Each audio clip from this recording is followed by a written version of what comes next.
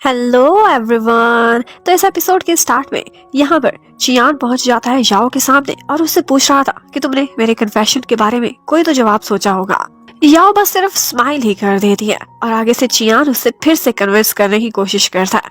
कहता है कि मैं तुमसे वाकई बहुत ज्यादा प्यार करता हूँ और आई थिंक मैं तुम्हारे लिए एलिजिबल भी हूँ। और ये भी कहता है कि अगर तुम मुझे यस करो तो मैं तुम्हें इस प्लेनेट का सेकंड हैप्पीएस्ट पर्सन बना दूंगा, क्योंकि मोस्ट हैप्पीएस्ट मैं होने वाला हूँ तुम्हें पा लेने के बाद। लेकिन याओ कहती है सर आप चीटिंग कर रहे हैं, ये सारे शब्द आपके नहीं हैं, आप कहीं से रट्टा लगा कर आ रहे हैं।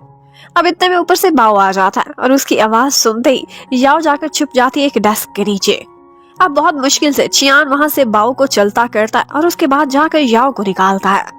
अब वो दोनों एक दूसरे के काफी क्लोज खड़े हुए थे और यहाँ पर चियान आगे बढ़ता उसे किस करने ही वाला था कि याओ उसे रोक देती है और फिर तुरंत ही वहां से भाग जाती है।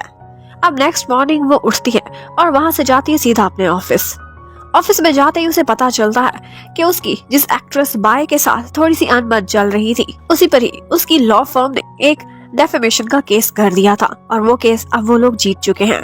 इसलिए जो लोग भी सोशल मीडिया पर याओ को बुरा भला कह रहे थे अब उन्हें मुंह की खानी पड़ी है। ये सब वो जून और चियान की मेहनत की वजह से ही पॉसिबल हुआ था। और इसके अलावा बाय अब एक और कंट्रोवर्सी में फंस चुकी थी। उसकी अपने किए हुए काम उसके सामने आ रहे थे। चियान भी एक केस के सिलसिले में याओ को अपने पास बुलाता है और उस केस को उसे स्टडी करने को कहता है। और ये केस एक तरह से वो लोग बाय के अगेंस्ट ही लड़ रहे थे, क्योंकि बिल्कुल डायरेक्टली इस केस से बाय का लेना देना था। यहाँ पर याओ ये देखकर हैरान रह जाती है तो चियान उससे कहता है ये केस मैं स्पेशली तुम्हारे लिए ले रहा हूँ और हाँ मैं बहुत अच्छे से जानता हूँ मेरे इर्द गिर्द के लोगों की मैंने कैसे सुरक्षा करनी है। अब याओ को अपनी इतनी केयर करना चियान की तरफ से बहुत अच्छा लगता है। उधर छुट्टी के टाइम पर यू और टांग इकट्ठे जा रहे थे। यहाँ पर बाओ ऐसे ही मजाक में कह देता है कि तुम दोनों रिलेशनशिप में तो नहीं, और वो लोग यस भी कर रहे थे, उसे बताना चाहते थे पर बाओ खुद ही यकीन नहीं करता। कहता है कि मेरे सामने इस तरह के नाटक ना करो। जबकि चियान बाओ को भी छुट्टी दे देता है और एक छोटा सा काम याओ को देकर वहां पर रोके रखता है। अब वो जैसे ही फारिग हुई थी तो उसे कहता है मैं तुम्हें घर तक ड्रॉप करूंगा। अब उसे घर तक तो छोड़ने जाता है लेकिन साथ ही उसे ऑफर कराता है। कहता है कि तुम्हें हाउस क्लीनिंग सर्विसेज चाहिए तो मैं हाजिर हूँ।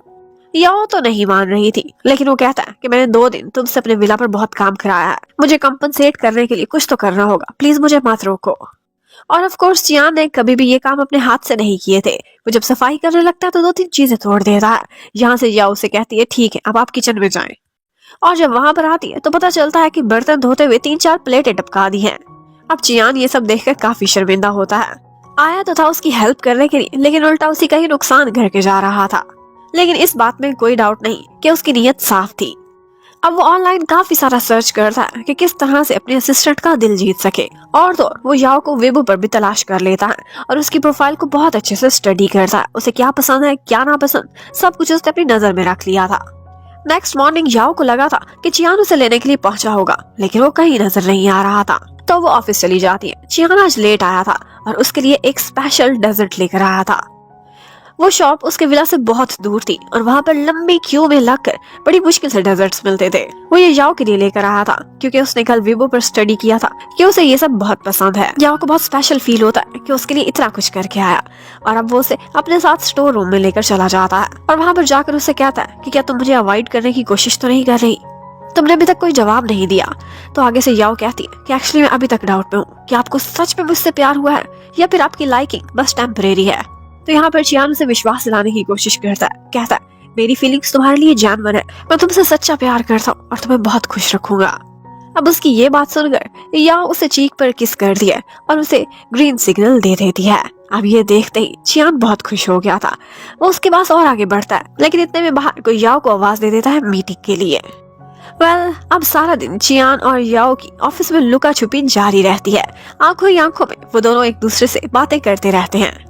अब जब उनके ऑफिस से छुट्टी हो गई थी तो वो दोनों घर आ जाते हैं। यहाँ पर चियान ने याओ के लिए एक बहुत अच्छा सा डिनर प्रिपेयर किया था लेकिन उसने इतनी ज्यादा मशीनरी लगा दी थी कि वहाँ पर शॉर्ट सर्किट हो जाता है, जिसकी वजह से उन्हें कैंडल लाइट्स ऑन करनी पड़ती हैं। यहाँ पर याओ और चियान दोनों आपस में बातें करते हैं और फिर लीगल टर्म्स में वो दोनों एक दूसरे से एक वर्बल कॉन्ट्रैक्ट की बात करते हैं। यहाँ पर याओ कहती है सर 1 महीने के प्रोबेशनरी टाइम पर ही मैं आपको अपना ट्रायल बॉयफ्रेंड बनाऊंगी। आपने भी तो मुझे जॉब पे रखते हुए इतनी सख्ती की थी तो अब आपको भी सख्ती का पूरा सामना करना पड़ेगा। यहाँ पर चियान से बहुत कहता है कि आप मुझे बॉस ना बुलाया करो, लेकिन याओ कहती है मुझे इसकी आदत पड़ चुकी है। चियान उसे वार्निंग दे देता है, अब मुझे ऑफिस के बाहर बॉस बोला तो तुम्हारा एनुअल बोनस काट लूंगा। और यहाँ पर याओ उसे खुद को किस करने की परमिशन दे देती है, लेकिन चियान बेचारे का लगता है ये फर्स्ट टाइम था, उससे ढंग से किस नहीं हो पाती और याओ दूसरा चांस नहीं देती। उसके बाद उसे वहां से भेज देती है, लेकिन कल उसके साथ डेट पर चलने का वादा जरूर कर लेती है। चियान बहुत सोच समझ के अपने लिए एक ड्रेस चूज करता है और जब तक याओ नीचे आई थी तब तक वो अपने आप को बार बार मिरर में ही देखे जा रहा था। चियान की ये लाइफ में फर्स्ट डेट थी, वो काफी कंफ्यूज भी हो रहा था। वो यहाँ रोमांटिक बनने के लिए याओ की सीट बेल्ट खुद ही फास्टन कर रहा था, लेकिन ये सब करते हुए वो काफी नर्वस दिखाई दे रहा था। लेकिन फिर भी याओ को उसकी ये सारी हरकतें बहुत क्यूट लगती हैं। और तो और चियान बेचारे को पसीना भी छूट रहा था। कोर्ट में तो वो हमेशा बहुत अच्छा परफॉर्म करता था, पर उसे नहीं पता था कि अपनी फर्स्ट डेट पर कैसा कर पाएगा।